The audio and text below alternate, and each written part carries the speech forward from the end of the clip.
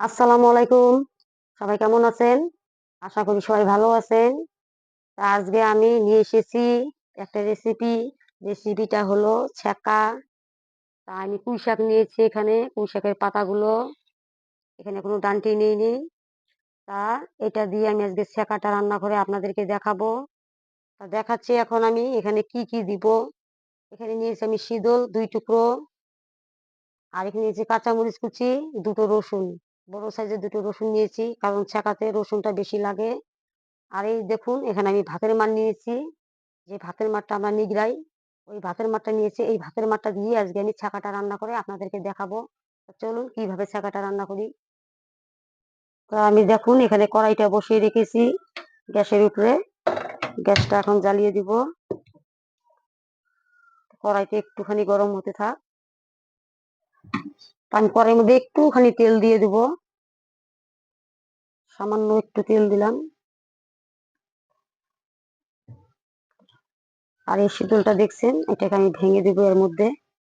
আমি এটাকে একটু ভালো করে ভেজে নিব।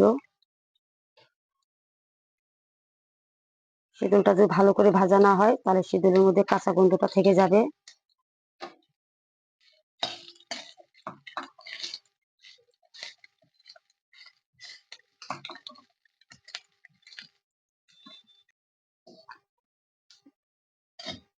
তো দেখুন শিডলগুলো আমার ভাজা হয়ে গেছে।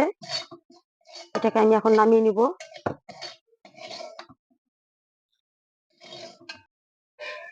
তো দেখুন আমি সবগুলো শিডল করে নিয়েছি। এর মধ্যে আমি এখন দিয়ে দেবো একটুখানি পানি।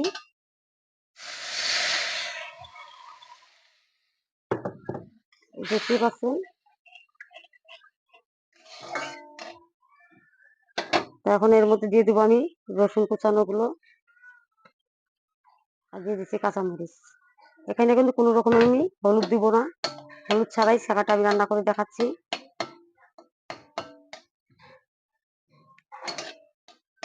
চাইলেও আপনারা হলুদ দিতে পারেন,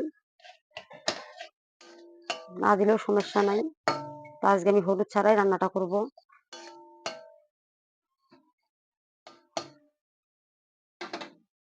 এখানে আমি স্বাদ মতো লবণ দিয়ে দিচ্ছি।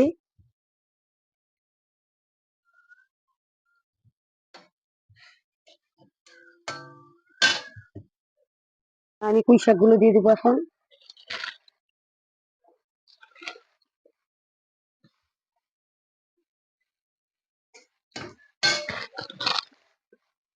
দেখুন একটু ঢাকা দিয়ে দিলাম। এটা ১ মিনিট হয়ে গেলে আমি ঢাকনাটাকে খুলে নিব। এগুলো আমি ভেজে রেখেছিলাম। এই শিদুলগুলো একটু ঠান্ডা পানি দিয়ে আমি গুলিয়ে নিব। দেখুন শিদুলগুলো আমি এইভাবে হাত দিয়ে ছেড়ে নিয়েছি। ঠিক এইভাবেই হবে। এটা পরে আমি দিয়ে দিব। আমার ১ মিনিট হয়ে গেছে। শাকগুলো কত সুন্দর মিলিয়ে গেছে। এখন আমি যেটা করব, এর মধ্যে এখন আমি ভাতের মাড়গুলো দিয়ে দিব।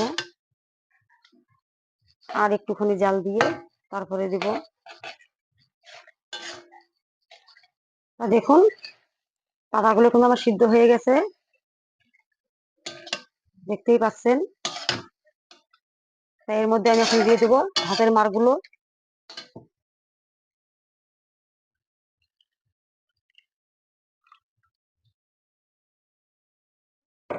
ভাতের মাড়টা দিয়ে আমি নাড়াচাড়া করে নিব।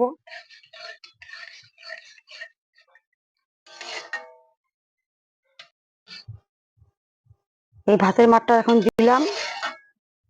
এই ভাতের মাড়ে যখন বলক উঠে আসবে তখন আমি এই সিঁদুরগুলো দিয়ে দিব। এটাকে আমি ঢাকা দিব না। আমার ছেঁকার বলক উঠে গেছে। আমি সিঁদুরগুলো এখন দিয়ে দিছিলাম।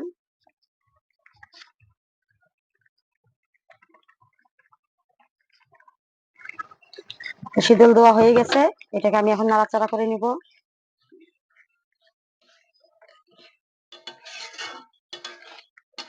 এখন এর মধ্যে দিব আমি খাওয়ার সোডা। এখানে আমি 1/2 চামচ খাওয়ার সোডা নিয়েছি। সোডাটা পরিমাণ মতন আপনারা দিবেন। বেশি কমও দিবেন না, আবার বেশিও দিয়ে ফেলবেন না, মানে ছাকাটা ভালো লাগবে না খেতে।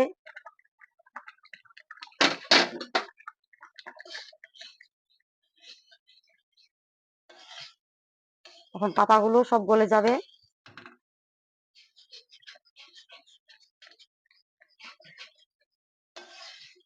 আমি এরকম একটা ডাল ঘুটনি নিয়েছি, এই ডাল ঘুটনি দিয়ে আমি ঘেটে দিব।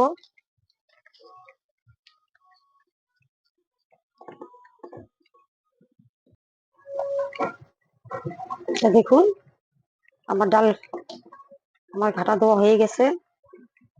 ভুল করে ডাল এসেছে মুখ দিয়ে, কারণ এভাবে তো আমার ডালও রান্না করি, তাই ভুল করে আমি পেটে বলে ফেলেছি, আপনারা কিছু মনে করবেন না। এটা আমার ঘাটা দেওয়া হয়ে গেছে। দেখুন পাতাগুলো সব গলে গেছে। এটা আমি কিছুক্ষণ নাড়াচাড়া করে নামিয়ে নিব।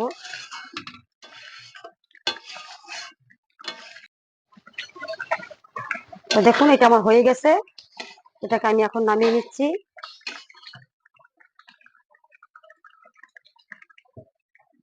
নামিয়ে আপনাদেরকে দেখাবো কিরকম হয়েছে।